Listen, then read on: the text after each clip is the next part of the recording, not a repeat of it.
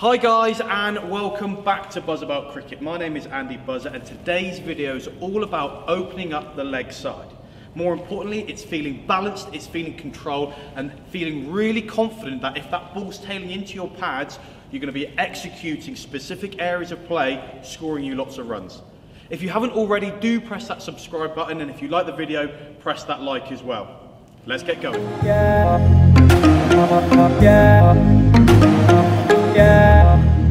What does opening up the leg side mean to you?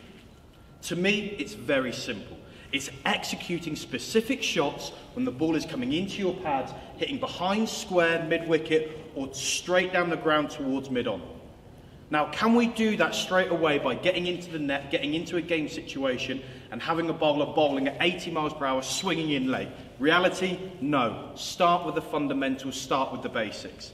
If you haven't already, I put a specific video up about getting your stance correct, and that's the first thing that I want to identify. Are you standing in a position that's allowing you to hit in specific areas? 9 times out of 10 when I'm coaching, I'm seeing a lot of players put themselves in a position, even before the ball is bowled, that's actually going to stop them hitting in a specific area. When you have your stance and when you feel comfortable at the crease, the key things when we're practicing these sort of shots are those 3 elements that I live by when we're batting. Do I feel in control and do I feel balanced throughout my shot? Am I hitting the ball where I want and am I hitting it clean? And the most important thing, does it feel right? Is it a natural movement? Is this something that I feel I can replicate over and over again?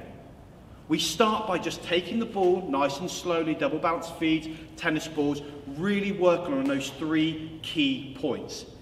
What I want you to always do when you're practicing a drill like this is after you've got the feel for it, it's just identifying specific areas of scoring. It doesn't really matter if it matches up with specific fielding positions, but it's just going to give you a target, an area where you can concentrate to really focus on that performance element.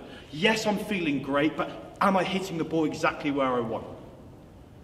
After we've done lots of small, specific, tiny drills to really identify the feel, the movement that you want, then we increase how we're playing the shot. We increase the pace, we increase the swing. When that ball is coming into us, we have to really think about it is the balance and shape of the shot rather than the strike. When we have the balance, when we have the control, I promise you, your strike will naturally catch up with the rest of your technique. Again, when we found a little bit of success and we're feeling comfortable, that's when we increase the challenge. That's when, again, we increase the pace. We might want to change the angle. As a right-handed batter, how many times are you actually practicing from a left-handed point of view with the ball coming back into your pads?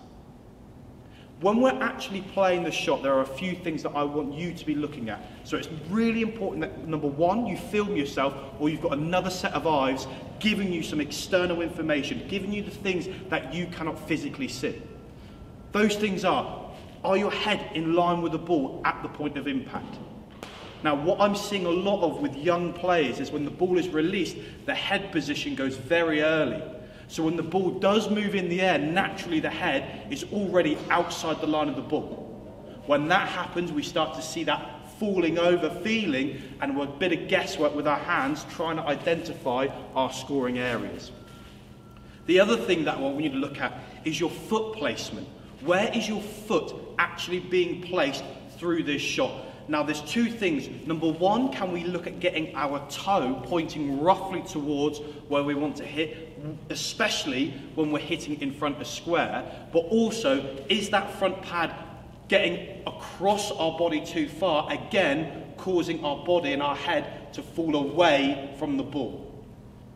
When we've got those keys that the head position is actually moving straight down the line of the pitch rather than attacking the ball too early, so the head stays in line with the pitch but your eyes are tracking the ball, what we're going to be able to do is limit unnecessary movement.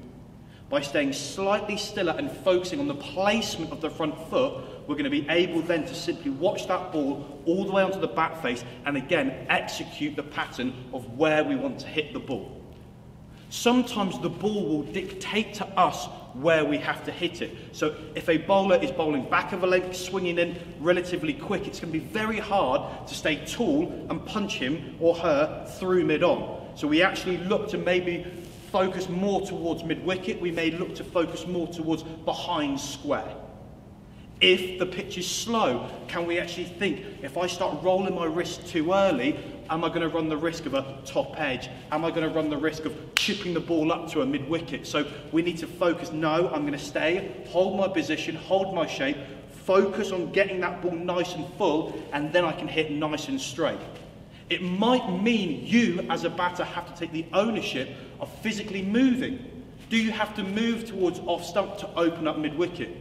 Do you have to get outside of your crease to look to hit a little bit straighter by adapting and changing the length of which the bowler is physically bowling? Guys, if you feel like you've learned something or you've enjoyed that video, do press that like button, and as always, press that subscribe button. My name is Andy Buzzer. This was Buzz About Cricket. Always back yourself.